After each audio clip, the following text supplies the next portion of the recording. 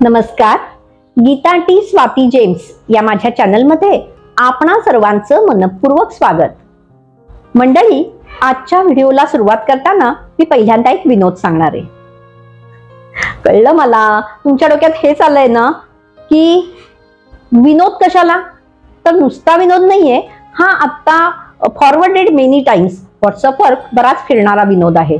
तर आता पुन्हा तुमच्या चेहऱ्यावर दोन प्रश्नचिन्ह मला इतक्या लांबून पण दिसत आहेत की बुवा विनोद कशाला, आणि फॉरवर्डेड मेनी टाइम्स असेल तर आम्ही ऐकलेलंच असणार आहे, मग पुन्हा कशाला मी ऐकवतीये. तर विनोद हा कायम ताजा असतो. कधीही कितीही वेळा ऐकला तरी पुन्हा पुन्हा आपल्याला ऐकावंसं वाटतं आणि हसू येतं. दुसरी गोष्ट म्हणजे तुमच्या डोक्यातला दुसरा प्रश्न म्हणजे की विनोद का सांगतेय. तर बाबा, तुमच्यापैकी एखाद्याच्या चेहऱ्यावर जरी काही त्रास असेल, नैराश्य असेल, थोडक्यात असा जर चेहरा लांब झाला असेल ना, तर स्मित हास्य, ते गडगडाटी हास्य एवढ्या रेंजमध्ये तुम्ही नक्कीच हसणार आहात. चला, नमनाला घडाभर तेल रगड झालं विनोदाकडे येते. चहा पोह्यांचा कार्यक्रम असतो आणि मुलाकडची मंडळी मुलीच्या घरी नियोजित वेळेच्या आधी अंमळ लवकरच पोचतात. तिथं धांदल उडते. मुलीचे आई वडील या बसा म्हणतच असतात, तोवर आतून मुलीचा मोठ्या आवाजात आवाज येतो, हाक येते आणि ती विचारत असते, ए आई, पोह्याला शिट्ट्या किती करायच्या. चाल, मुलाकडची मंडळी धूम पळत सुटतात. हे असं काय झालं की यातनं विनोद निर्मिती झाली. पोहे हे कुकरला शिजवायचे नसतात, तर पोहे हे कढईत परतून तयार करायचे असतात. हे रोजच्या जगण्यातलं ज्ञान, ही रोजच्या जगण्यातली माहिती म्हणू आपण, ही या मुलीला नसते आणि तिला बऱ्याच गोष्टींना मुकावं लागतं. तर रोजच्या जगण्यातली माहिती नसणं, अज्ञान असणं, गैरसमज असणं किंवा अपुरं ज्ञान असणं, ज्ञान हा शब्द जर तुम्हाला मोठा वाटला तर आपण माहिती म्हणूया, ही कमी माहिती, अपुरं ज्ञान, गैरसमज हाच धागा पकडून मी आता आजच्या मुख्य विषयाकडे येते. आयुर्वेद. ऋग्वेद, यजुर्वेद, अथर्ववेद आणि सामवेद या 4 वेदांपैकी अथर्ववेदाचा एक उपवेद म्हणून आयुर्वेद ओळखला जातो. जे शास्त्र म्हणजे इथे जो वेद आयुविषयी म्हणजे जीवनाविषयी ज्ञान देतं, ते शास्त्र म्हणजे तो वेद म्हणजे आयुर्वेद, असं आयुर्वेदाबद्दल ढोबळ मानानं म्हणता येईल. ही आयुर्वेदाची ढोबळ व्याख्या म्हणता येईल. तुम्हाला आता तरुणाईच्या भाषेत सांगायचं तर भाडीपच्या अनीची आई जे म्हणते ना, तेच मी आता म्हणते. अरे शास्त्र असतं ते.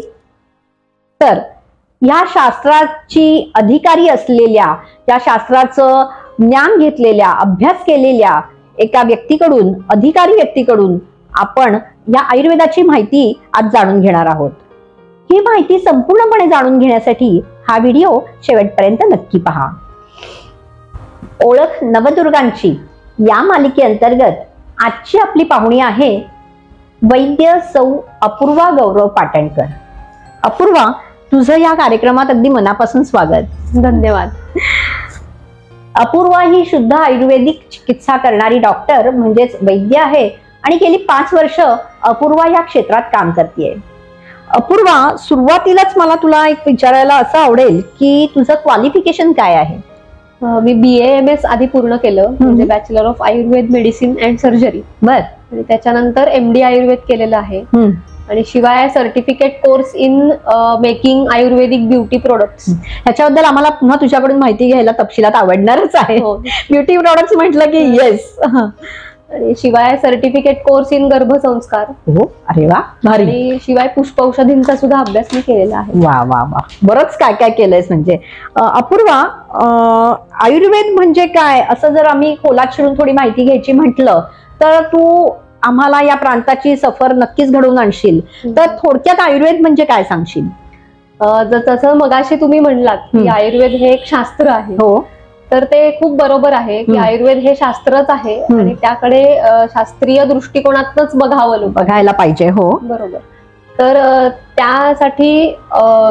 आयुर्वेदाचे सामान्य जे नियम असतात ते निसर्गाच्या नियमांनी माणसाने वागायला हवं असं बेसिक सिद्धांत असतात त्याचे. म्हणजे आजारीच पडू नये याची सोय केलेली असते. आणि जर आजारी पडलोच तर त्याची परीक्षा पद्धती आणि शिवाय उपचार हे सुद्धा आयुर्वेदात वर्णन केलेले आहेत. तर निसर्गाच्या नियमांशी जुळवून घेणं हा पहिला नियम आहे आयुर्वेदात, पहिला आणि महत्वाचा. बरोबर. तर पहिली सुरुवात नेहमी घरापासून होते. तर आयुर्वेदामध्ये कायम घर निसर्ग ह्याचं चांगलं संमेलन केलेलं आहे. तर ह्याच्यासाठी घरगुती औषध असा तो लिमिटेड राहत नाही अर्थ. तर घरापासून सुरुवात म्हणजे एखादी काही इमर्जन्सी आली, उदाहरण खूप पोट दुखतंय, तर कडकडीत गरम पाण्यात केलेलं लिंबू सरबत, त्याच्यामध्ये थोडस हिंग किंवा सामान्यतः माहिती असलेलं हिंगाष्टक चूर्ण हे घालून घेतलं. पण हिंगाष्टक चूर्ण असतं तसं नाही, हिंग तर आपल्या सगळ्यांच्या घरी नक्कीच असतो. बरोबर. ते घालून घेतलं तरी सुद्धा पोट दुखणं बरं होऊन इमर्जन्सीज टळलेल्या आहेत. म्हणजे हॉस्पिटलमध्ये जाऊन ऍडमिट करेपर्यंत सुद्धा जेवढा वेळ लागतो त्यापेक्षा कमी वेळ. पण म्हणजे हे पारंपरिक प्रथम उपचार, बरोबर, फर्स्ट एड आत्ताचा जे आपण म्हणतो ते. मंडळी ऐकताय ना? म्हणजे जो कन्सेप्ट आहे की आजीबाईचा बटवा तो अत्यंत शास्त्रीय आहे की त्याच्यामध्ये प्रत्येक व्यक्तीच्या प्रकृतीनुसार म्हणा किंवा तब्येतीनुसार म्हणा विचार करूनच औषधं योजलेली असतात. त्यामुळे ते फक्त साधे सुधे घरगुती उपचार असं नसून ते शास्त्रीय दृष्टिकोन आहे त्याच्यामध्ये, त्याची व्याप्ती खूप आहे. आणि ही झाला उपचाराचा विषय. म्हणजे किंवा आयुर्वेद असं करण्यासारखी ही गोष्ट नाहीये. तर हा झाला उपचाराचा विषय. आधी डायग्नोसिस केल्याशिवाय उपचार कसे करणार? त्यामुळे आयुर्वेदामध्ये अत्यंत शास्त्रीय दृष्ट्या 8 प्रकारच्या निदान पद्धती दिलेल्या आहेत. म्हणजे रुग्णामध्ये पेशंटमध्ये काय काय तपासावं, तर नाडी, मूत्र, मल, जिव्हा म्हणजे जीभ, शब्द, स्पर्श, दृक म्हणजे डोळे आणि आकृती म्हणजे रुग्णाचं सामान्य मान. अशा पद्धतींनी परीक्षण करून मग काय आजार झालाय त्याचे तपासावं. तर एखाद्या ब्लड रिपोर्ट्स किंवा काही स्कॅन केले तर त्याच्यामध्ये काहीच आढळत नाही असं सुद्धा होतं बऱ्याच पेशंट्स मध्ये. तर काहीच आढळलं नाही तर कसं काय डायग्नोसिस करणार आणि औषधं कशी काय देणार? तर ह्या पद्धतींनी खूप लवकर म्हणजे डायग्नोसिस करायला मदत होते. परीक्षण आणि त्याच्यावर उपाययोजना करता सुद्धा मदत होते. तर साध्या छोट्या आजारांपासून म्हणजे सर्दीपासून ते गंभीर आजारांपर्यंत, कॅन्सर पर्यंत किंवा कुठल्याही गंभीर आजारापर्यंत, कॅन्सर साठी सुद्धा आयुर्वेदामध्ये उपचार हो. तर त्याचं निदान करणं शक्य आहे. कुठल्या म्हणजे त्याच्यासाठी आयुर्वेदाने 3 दोष, 7 धातू, 3 मल असं आणि अजून बऱ्याच गोष्टी आहेत. तपशिलात बरंच आहे डिटेलिंग. तर त्याच्या अनुसरून तुम्ही डायग्नोसिस करायचं आणि त्यामुळे साध्या आजारांपासून गंभीर आजारांपर्यंत कुठल्याही रोगाचं निदान करणं शक्य आहे आणि त्यावर उपचारही आहेत. हो. त्यामुळे सुपर स्पेशालिटी असं जरी नसलं तरी म्हणजे फॅमिली डॉक्टर ही जी कन्सेप्ट हल्ली नाहीशी होत चालली, तसं आयुर्वेदाचा वैद्य हा फॅमिली डॉक्टर होऊ शकतो. फॅमिली डॉक्टर म्हणता येईल. पण म्हणजे सुपर स्पेशालिटी हा जो तुझा शब्द आहे, तर एक अवयव आणि त्याच्यावरच कॉन्सन्ट्रेशन करून त्याच्यासाठी स्पेशल वाहिलेला जे डॉक्टर्स असतात, त्याच्याऐवजी फॅमिली डॉक्टर हे आपल्याला सर्व समावेशक आणि सर्व गोष्टींवरती उपचार सांगणारे असू शकतात, प्राथमिक म्हटलं तरी. बरोबर. धन्यवाद अपूर्वा. आमच्या आयुर्वेदाच्या ज्ञानामध्ये तू अधिकची भर घातलीस. आता थोडं पुढे जाऊया. वैद्य अपूर्वा पाटणकर असं जेव्हा तू आज अभिमानानं सांगतेस, तर इथपर्यंतच्या प्रवासात तुला काय काय अडथळे आले आणि त्याच्यावर तू मात कशी केलीस? आधी मी BAMS म्हणजे ग्रॅज्युएशन करण्यासाठी माझं कॉलेज निगडीला होतं. लॉंग फॉर्म सांगशील? BAMS चा bachelor of Ayurvedic medicine and surgery. त्याचं कॉलेज होतं ते निगडीला होतं. तर ते राहायला मी कोथरूडला होते. बराच मोठा प्रवास. तर कोथरूड वरनं निगडीला मी रोज PMTच्या बसनी जायचे आणि सकाळचा लवकर 7:30ची बस असायची. लवकरची बस 1.5 तास लागायचा कॉलेजला. येताना एका वेळचा प्रवास आणि येताना 2-2.5 तास लागायचा. पण मग येताना ठीक आहे ट्रॅफिक. तर मग अभ्यास करायला वेळच नसायचा घरी. त्यामुळे मी PMT मध्ये बसून जागा मिळेल तेव्हा किंवा उभं राहून सुद्धा अभ्यास आणि पाठांतर केलेली आहेत. काय सांगतेस? म्हणजे आणि दिवसभर काय तिकडे मॉलला फिरायला गेला असेल तर आपण येताना तेवढे फ्रेश असू शकतो. दिवसभर अभ्यास म्हणजे डोक्यात घालून अभ्यासाच्या गोष्टी ज्ञान डोक्यात भरून पुन्हा येताना उभं राहून सुद्धा तू पाठांतर वगैरे केलंयस म्हणतेस, तर फारच भारी आहे. पण म्हणजे तुझ्यासाठी पीएमटी ही चालती फिरती लायब्ररी होती तर अभ्यासिका म्हणता येईल, अभ्यासिका. बरं, हे झालं ग्रॅज्युएशनचं. आणि एमडी करत असताना एमडीच्या ऍडमिशनच्या आधी एक सीईटी असते. ते महाराष्ट्रात माझा त्या सीईटी मध्ये नंबर 108 आला होता, रँक खासच. हो, तर त्याच्यासाठी मला स्टायपेंड कॉलेजमध्ये, गव्हर्नमेंट कॉलेज मिळत होतं. पण त्यावेळी नेमकं असं झालं की माझ्या आईची प्रकृती बिघडली आणि तिचं गंभीर आजाराने निधन झालं तेव्हा 2017 साली. तर तेव्हा मग ते सीट मला सोडावं लागलं गव्हर्नमेंट. साहजिक आहे. आणि मग त्यावेळच्या आर्थिक परिस्थितीनुसार वडिलांनी खूप सपोर्ट केला आणि पुण्यातच ऍडमिशन मिळाली. टिळक आयुर्वेद महाविद्यालयाची फी भरली आणि तिथून मी टिळक आयुर्वेद महाविद्यालयातून एमडी पूर्ण केलंस. हे जे तू आता सांगते आहेस तर ह्याच्यातून मला एक सुचलं, म्हणजे चणे खावे लोखंडाचे तई ब्रह्मपदी नाचे. तर हे सोपं तुझ्यासाठी नक्कीच नव्हतं, पण म्हणून आज जर तुला गौरव आहे की वैद्य अपूर्वा पाटणकर, तर येस, तू ते कमावलंयस म्हणजे. बरं, हे झालं शिक्षणाविषयी. पण आता तुझा व्यवसाय चालू असताना तुला कोणती कोणती आव्हानं समोर येतात आणि त्यांच्याशी तू डील कसं करतेस? आता व्यवसाय म्हणलं की पहिली गोष्ट आमच्याशी संबंधित म्हणजे पेशंट येतात. तर मुळात आधी आयुर्वेद म्हणजे काय हे त्यांना इथपासून समजवावं लागतं, सांगायला लागतं. किंवा त्याची औषध घेण्याची पद्धत किंवा आमच्या परीक्षण पद्धती ह्या सगळ्या वेगळ्या असतात. लोकांनी आयुर्वेदिक औषधं घेतलेलीच नसतात, त्यामुळे माहिती नसते, माहिती नसते. तर त्यांना औषधं देऊन झाल्यावर पथ्य समजावणे ही सगळ्यात महत्वाची गोष्ट आहे आणि हा खूप मोठा टास्क आहे आमच्यासाठी. काय सांगशील त्याच्याबद्दल? कारण पथ्य, अरे बापरे, खूप पथ्य पाळावी लागतात का? तर असं नसतं ते. कारण सोपं उदाहरण म्हणजे लवकर पथ्य जितकी पाळाल तुम्ही तेवढ्या आजारापुरती किंवा तेवढ्या टाइम स्पॅन पुरती लवकर बरं वाटेल. जसं तुम्ही श्रीखंड मध्ये केशर घातलं थोडस, ते असं किती काड्या घालणार, 3-4 काड्या, तर तेवढ्याशा सुद्धा केशराने खूप उत्तम स्वाद येतो. तसं खूप कमी कालावधी पुरतं पथ्य पाळलं तरी पण त्यांनी औषधाचे रिझल्ट जास्त लवकर मिळतात. म्हणून हा जो उदाहरण छान आहे तुझं. नवरात्र चालू आहे, मी लगेच आता केशरयुक्त श्रीखंड खाणारच आहे. तर म्हणजे सांगायचं काय आहे की आयुर्वेदाला उशीर लागतो असा कन्सेप्ट जो आहे तो म्हणजे एक गोंडस गैरसमज म्हणूयात आपण, भ्रम आहे लोकांचा की उशीर लागत नाही. तुम्ही म्हणजे जेवढं कोऑपरेशन, एका हाताने टाळी कधीच वाजत नाही. पेशंटनी पथ्य पाळली आणि आम्ही औषधं दिली की दोघांचे कोऑर्डिनेशन मिळून ते लवकर बरं होतं.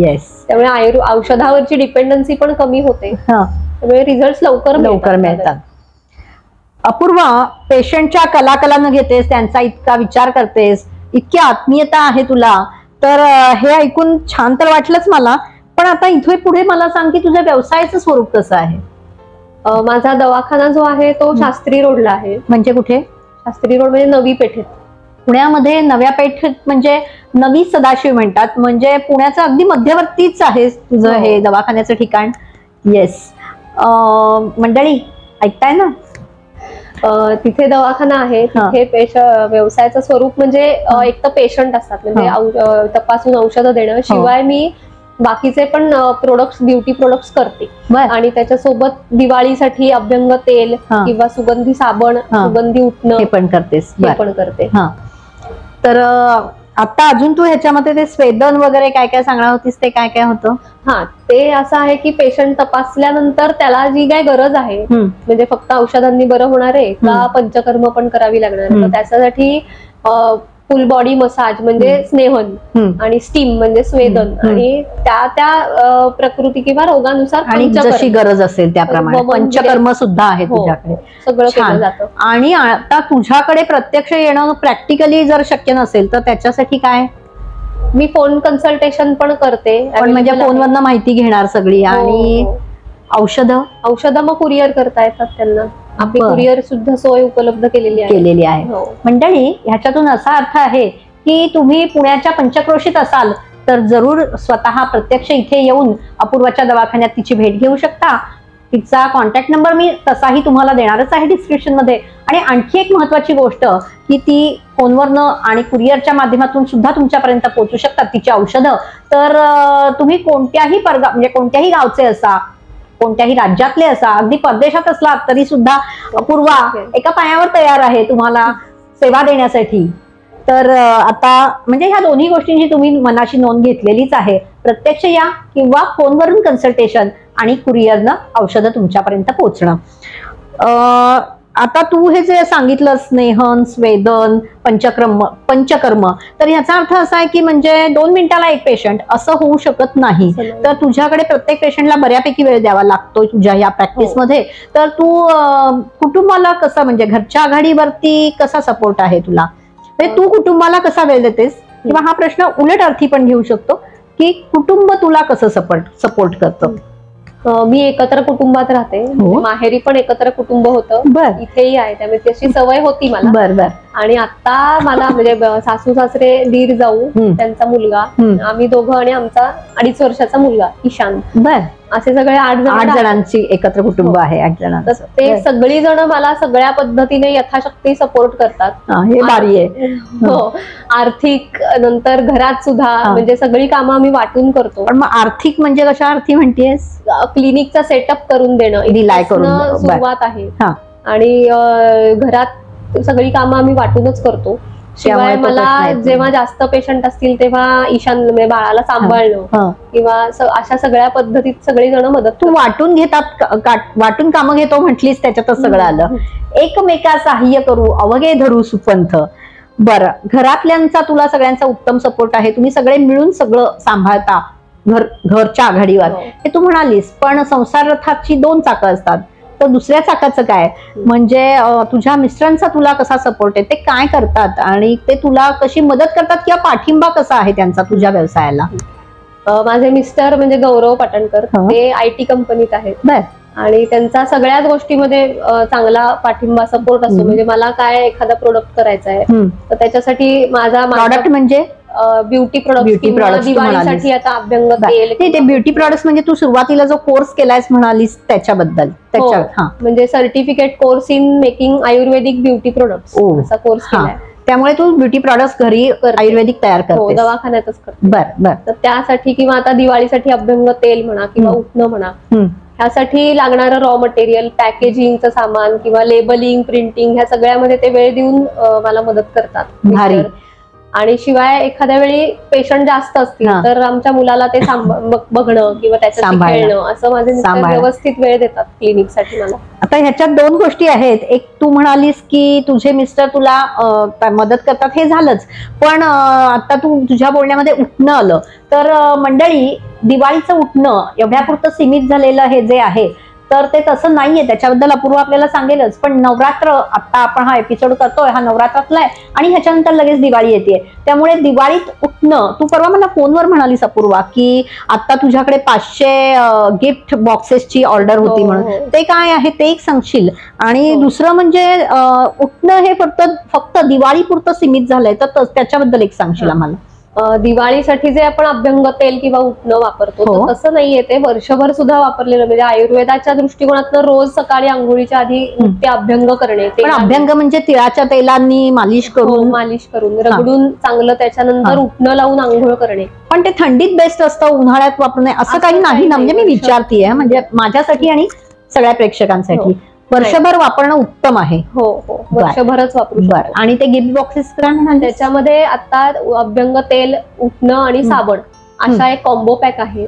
तो मी सध्या अवेलेबल केलाय दवाखान्यामध्ये. म्हणजे तू मोठी ऑर्डर पण त्याच्यात घेतेस? बल्क ऑर्डर्स पण ऍक्सेप्ट करते आणि शिवाय कुरिअर पण करू शकते. त्यामुळे तुला एक म्हणजे आयुर्वेदिक औषध त्याला बाजूला ठेवली तर आयुर्वेदिक ब्युटी प्रोडक्ट्स हाही एक आता नव्याने रुजू पाहणारा आणि त्याचेही गिफ्ट्स दिले जातात. येस. आणि शिवाय लिप बाम आणि मॉइश्चरायझर तेही करते. आणि ह्या कोणत्याही प्रोडक्ट्स मध्ये आर्टिफिशियल कलर किंवा असं काही वापरलं जात नाही. आयुर्वेदिकच चूर्ण वापरते पूर्ण. म्हणजे अतिशय सुरक्षित आहेत या गोष्टी तुझ्या सगळ्या वापरण्यासाठी, कारण शरीरावर वर्ण करायचं तर काही त्याच्यात हार्मफुल असं नाहीये. मंडळी, जरूर याची नोंद घ्या आणि जरूर ह्याच्यावर कार्यवाही कराल. मला खात्री आहे तुम्ही करणारच आहात.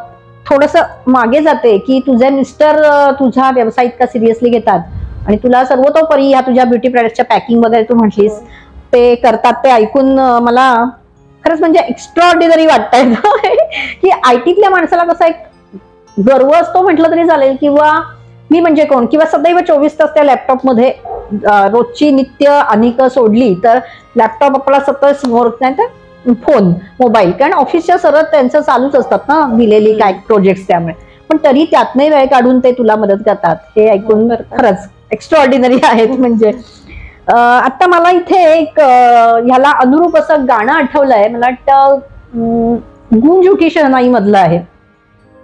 जीवन में पिया तेरा साथ रहे, हाथों में तेरे मेरा हाथ रहे. म्हणजे असाच फील तुला नक्की येत असणार. तर थोडं पुढे जाऊयात आणखी. तुझ्या छोट्याला तू कसा वेळ देतेस? आता मी दुपारचा म्हणजे दवाखान्यातून आले घरी की दुपारचा 1 तास त्याला नित्य देतेच देते, आणि रात्रीचा सुद्धा 1-1.5 तास झोपायच्या आधी असा त्याला वेळ. पण छोटा आहे म्हटल्यानंतर अजून त्याच्या शाळेत अभ्यास वगैरे फारसा नसेल, त्यामुळे मग काय दंगा मस्ती खेळणं. हो येस, त्याला मी विचारते काय काय केलंस, काय गाणी, मग त्याच्याबरोबर गाणी म्हणणे, येस, मस्ती करणे. येस, चांगलंय. म्हणजे त्याला वेळ देऊन तू तुझं सगळं रुटीन सांभाळते आहेस. बर, मला एक सांग की तुझा स्वभाव किंवा वृत्ती कशी आहे? म्हणजे खर्चिक आहेस, उधळपट्टी करतेस, आणि काय म्हणजे तुझा कल कसा आहे? आणि हे विचारण्याचं कारण म्हणजे मी जे म्हणते ते माझ्यापुरतं नसून सगळ्या प्रेक्षक स्त्रिया सुद्धा याच्याशी नक्कीच सहमत होणार आहेत की खरेदी म्हटलं की जो असा आतून उत्साह संचारतो आणि मन असं उसळ्या मारायला लागतं की येस मला घ्यायचंय काहीतरी. तर अमेझॉन, फ्लिपकार्ट आणि अजून काय काय किती म्हणता येईल, लक्ष्मी रोडला गेला तर लक्ष्मी रोड, तुळशीबाग ह्या उदंड आपल्याला खरेदीची प्रलोभनं आहेत, प्रलोभनं आपल्याला देणाऱ्या गोष्टी आहेत, ठिकाणं आहेत. तर ह्यामध्ये तू कशी, म्हणजे काय तुझा कल कसा आहे? खूप खर्च करत नाही मी, आणि जेवढ्या आवश्यक आहेत तेवढ्याच गोष्टी, जिथे गरजेचं आहे खर्च करणं अशाच गोष्टी मी घेते. अरे वा, जगा वेगळी आहेस म्हणजे. आणि खूप खर्च नाही करत ह्याचा घरचे कौतुकच करतात. साहजिक आहे, साहजिक आहे, धन्य आहे तुझी. म्हणजे मी तुला सहज विचारलं तू कशी ग, तू कशी, तर तू हे इतकं वेगळं उत्तर दिलंस की मी अशी ग, मी अशी. तर ही तुझी जी वृत्ती आहे ह्याच्यावरनं मी तुला सदा संतुष्ट अशी एक पदवीच देईन, म्हणजे की जास्तीची हाव नाही, हव्यास नाही, अजून काय म्हणजे आहे त्यात समाधान. तर ग्रेट, थँक्यू. अपूर्वा, खुद्द ब्रह्मदेवाकडून ज्यांना आयुर्वेदाचं ज्ञान मिळालंय असं मानलं जातं ते धन्वंतरी हे आयुर्वेदाचे जनक मानले जातात. तर तुझ्या क्षेत्रातल्या या महागुरूंकडून तुला आशीर्वाद मिळावा, त्यांच्या आशीर्वादाचा हस्त तुझ्या मस्तकी सतत असावा, आणि आजारानं पिडलेल्या लोकांना तुझ्याकडे येऊन औषधोपचार घेण्याची बुद्धी व्हावी, आणि अर्थातच त्यांच्या प्रकृतीला लवकरात लवकर उतार पडावा, आणि त्यांच्यामुळे तुझी कीर्ती, त्यांना मिळालेल्या रिलीफमुळे तुझी कीर्ती दिगंत व्हावी. यासाठी तुला खूप खूप शुभेच्छा, आणि आज इथे आलीस त्याबद्दल मनपूर्वक धन्यवाद. थँक्यू. तर मंडळी, आयुर्वेद ही एक जीवनशैली आहे. आयुर्वेद प्राचीन उपचार पद्धती आहे. परत या आयुर्वेदाचे कोणतेही दुष्परिणाम नसतात. ॲलोपॅथीमध्ये कसं असतं की नाही, आजार लवकरात लवकर बरा करण्यावर भर दिला जातो, त्या उलट आयुर्वेदामध्ये आजाराच्या मुळावरच घाव घालून आजार कायमस्वरूपी बरं करण्यावर भर दिला जातो.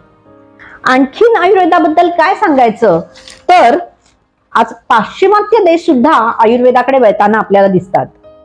हो हो हो, हे मी नवीन काहीच सांगत नाहीये, आपल्याला हे सगळ्यांना माहितीच असतं सगळं, पण तरीही आपण त्याच्यावर कधी फारसा विचारच करत नाही ना. तर मंडळी, तर्कशुद्ध तार्किक पायावर उभारलेल्या या आयुर्वेदाचं उच्च शिक्षण घेतलेल्या अपूर्वा गौरव पाटणकर, वैद्य अपूर्वा पाटणकर हिला आपण सेवेची संधी नित्य देऊयात, आणि तिचा कॉन्टॅक्ट नंबर मी तुम्हाला डिस्क्रिप्शन मध्ये देतेच आहे. मला खात्री आहे की या नवरात्रात आपण एक पाऊल निरामय जीवनाकडे याच्यासाठी मनावर घ्याल आणि तिला नक्की कॉन्टॅक्ट कराल. मी थांबते आता, पण एक महत्वाचं राहीलच की माझी नेहमीची आग्रहाची विनंती, या व्हिडिओला लाईक आणि कमेंट करा, हा व्हिडिओ जास्तीत जास्त शेअर करा, अद्यापपर्यंत केलं नसेल तर चॅनलला सबस्क्राईब करा आणि बेल आयकॉनला क्लिक करायचं विसरू नका. धन्यवाद.